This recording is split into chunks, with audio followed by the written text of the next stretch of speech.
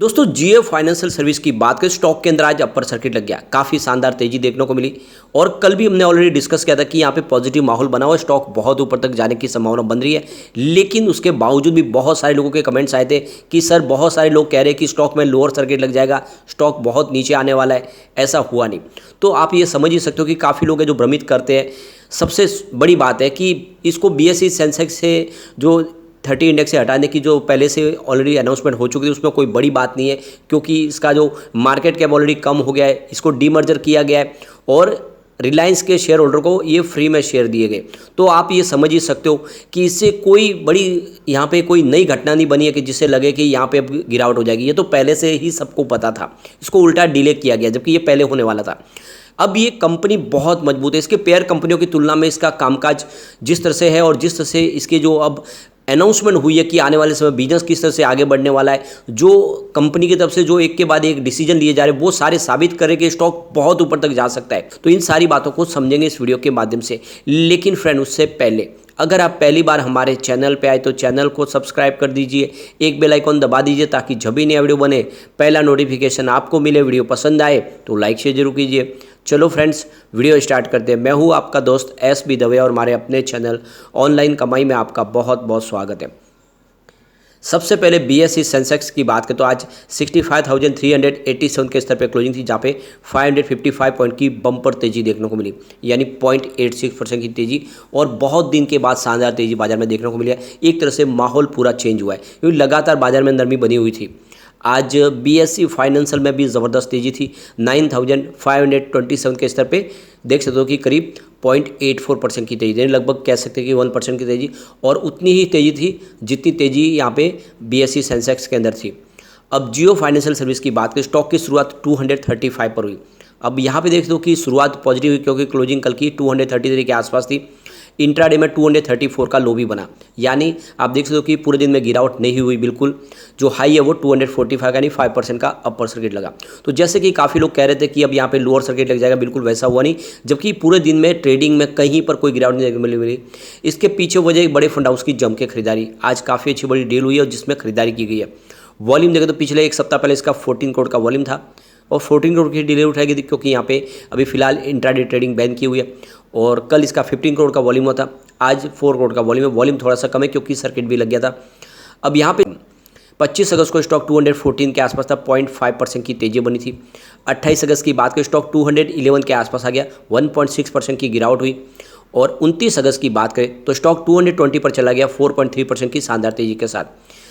30 अगस्त की बात करें, स्टॉक 231 पर आ गया, 5% का अपर सर्किट लगा।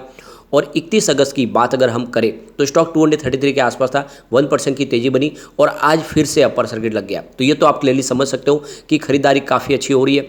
इसने 202 का लो बनाया था गिरावट के समय, लेकिन जो हाई है वो 262 का है, जो लिस्टिंग के समय आई थी। अब ये बिल्कुल एक नई हाई बनाने को स्टॉक तैयार है। बाजार ने साथ दिया, स्टॉक बहुत ऊपर तक जाएगा।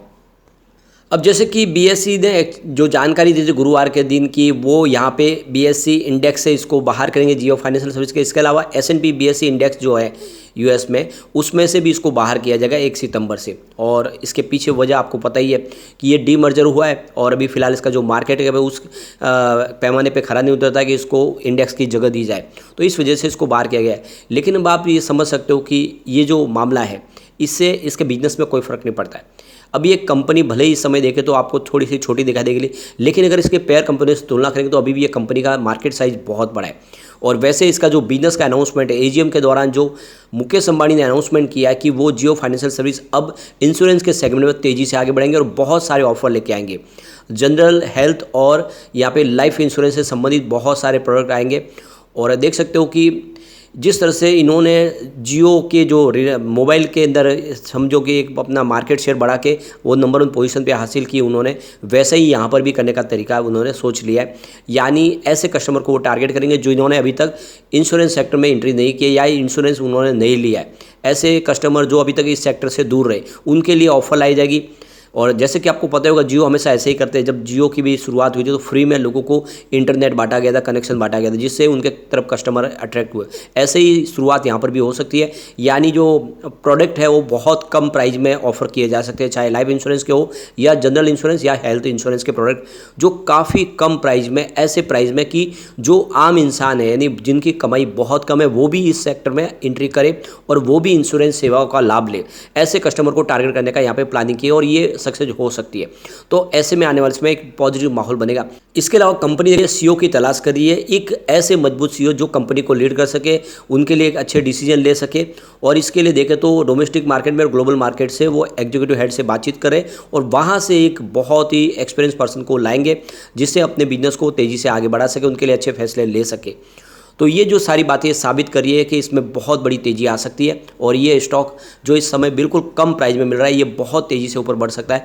और आने वाले समय ये जो 200 के आसपास का जो स्टॉक है ये आराम से 2000 को टच कर सकता है, इसमें कोई बड़ी बात नहीं है। और इसको अगर आपको सबूत चाहिए तो आगे हम इसके पेयर कंपनी से तुलना करेंगे तो आपको अच्छे से समझ में आ जाएगा। यहाँ पे कंपनी की अगर हम मार्केट कैप की बात देखें तो कि 1,55,846 करोड़ का मार्केट कैप है। तो ये कंपनी का मार्केट कैप देख के आपको समझ रहे होंगे कि ये कोई कंपनी छोटी नहीं है, बहुत बड़ा मार्केट कैप है इस सेक्टर के हिसाब से। करंट प्राइस की मात्र 245 की है, लो इसका 203 का और हाई 278 का है। अब स्टॉक का पी 6,199 के आसपास है और आरओसी इसका 0.29% है, आरओई 0.19% है, फेस वैल्यू 10 है। तो अभी फंडामेंटल तो इसमें और धीरे आगे जाके सुधरेंगे। कंपनी ऑलमोस्ट डेट फ्री है जो बहुत अच्छी बात है। अब इसके कुछ पेयर कंपनी से तुलना करते हैं हम, जैसे बजाज फाइनेंस, जिससे आप देख सकते हो कि आपको समझ में आएगा कि वाकई में इसमें वो दम है, वो पोटेंशियल है। बजाज फाइनेंस जिसकी प्राइस 7,317 के आसपास है, बजाज फिनसर्व जिसकी प्राइस 1,513 के आसपास है और जियो फाइनेंशियल जिसकी प्राइस मात्र 245 के आसपास है। चोलामंडल इन्वेस्टमेंट 1,129 के आसपास है। बजाज होल्डिंग्स जिसकी प्राइस 7,337 के आसपास है। एसबीआई कार्ड्स जिसकी प्राइस 840 के आसपास है। श्रीराम फाइनेंस जिसकी प्राइस 1,918 के आसपास है। अब इनके मार्केट कैप को देखते हैं तो बजाज फाइनेंस का मार्केट कैप देख सकते हो कि 4,42,000 के आसपास है जो काफ़ी बड़ा है। बजाज फिनसर्व का देखें तो 2,41,509 करोड़ के आसपास है। उसके बाद तीसरे नंबर पे आपको जियो फाइनेंशियल सर्विस दिखा देगी जिसका 1,55,846 करोड़ के आसपास है। इसके अलावा देखें तो दूसरी जो कंपनियां उनका जो मार्केट कैप है वो 1 लाख करोड़ से नीचे है और काफ़ी नीचे, जबकि उनकी प्राइस बहुत ऊपर है। ऐसे में डेफिनेटली इसकी प्राइस बढ़ सकती है, स्टॉक में आपको एक अच्छा रिटर्न मिल सकता है और अगर आप लॉन्ग टर्म इन्वेस्टर तो इसमें आप अच्छा पैसा कमा सकते हैं। अब चलते हैं कुछ बड़ी डील की तरफ। सुबह 9:17 पर 243 की प्राइस से यहाँ पे 2,63,000 शेयरों की एक बड़ी खरीदारी हुई। फिर 9:17 पर यहाँ पे 243 की प्राइस से ही 2,11,000 शेयरों की एक बड़ी खरीदारी और हुई। उसके बाद 10:07 पर यहाँ पे देख सकते हो कि 239 की प्राइस से 13,04,000 शेयरों की एक बिकवाली हुई। उसके बाद 11:46 पर 242 की प्राइस से यहाँ पे देख दो कि 5,03,000 शेयरों की एक बड़ी खरीदारी हुई। फिर 11:50 पर 242 की प्राइस से यहाँ पे करीब 10 लाख शेयरों की एक बड़ी खरीदारी हुई। उसके बाद 11:54 पर 242 की प्राइस से ही 10 लाख शेयरों की एक बड़ी खरीदारी और हुई। फिर 12:22 पर 244 की प्राइस से यहाँ पे देखो कि करीब 23 लाख शेयरों की एक बड़ी प्रॉफिट बुकिंग हुई, या यूँ कह सकते हैं कि कुछ म्यूचुअल फंड जिनको यहाँ से निकला उन्होंने अपनी बिकवाली की है। फिर 1:56 पर 245 की प्राइस से 11 लाख शेयरों की एक बड़ी खरीदारी हुई। उसके बाद 1:59 पर करीब 245 की प्राइस से यहाँ पे देख दो कि 4 लाख शेयरों की एक फिर से खरीदारी हुई। फिर 2:06 पर 245 की प्राइस से 3,94,000 शेयरों की खरीदारी और हुई। उसके बाद 2:10 पर 245 की प्राइस से 4 लाख शेयरों की बिकवाली हुई। फिर 2:23 पर 245 की प्राइस से ही 4 लाख शेयरों की एक बिकवाली और हुई। तो कुछ देख सकते हो कि म्यूचुअल फंड यहाँ पे निकल भी रहे हैं, कुछ बड़े इन्वेस्टर निकल रहे हैं क्योंकि उनको जो निवेश है उनका इंडेक्स बेस ही रखना है। लेकिन जिस तरह से बड़े फंड हाउस की जम के खरीदारी हो रही है वो इशारा करेगा स्टॉक बहुत तेज़ी से आगे बढ़ते हुए आपको कई ज़बरदस्त रिटर्न दे सकता है। एक लंबी रेस का घोड़ा है, बिल्कुल दाव लगाए, ये आने वाले समय निकट भविष्य में आराम से 2000 के टारगेट को टच करने की ताकत रखता है। तो लॉन्ग टर्म इन्वेस्टर के लिए बहुत अच्छा मौका है, खरीदारी आपको इसमें कर लेनी चाहिए, काफ़ी अच्छा स्टॉक है। लेकिन फ्रेंड, कोई भी इन्वेस्टमेंट करने से पहले अपने फाइनेंशियल एडवाइजर से बड़ा ले ले या अपना खुद का रिसर्च करें, क्योंकि मैंने वीडियो आपके एजुकेशनल पर्पज़ के लिए ही बनाया। वीडियो पसंद आए तो लाइक शेयर जरूर कीजिए और चैनल को सब्सक्राइब कर दीजिए। Thank you friend.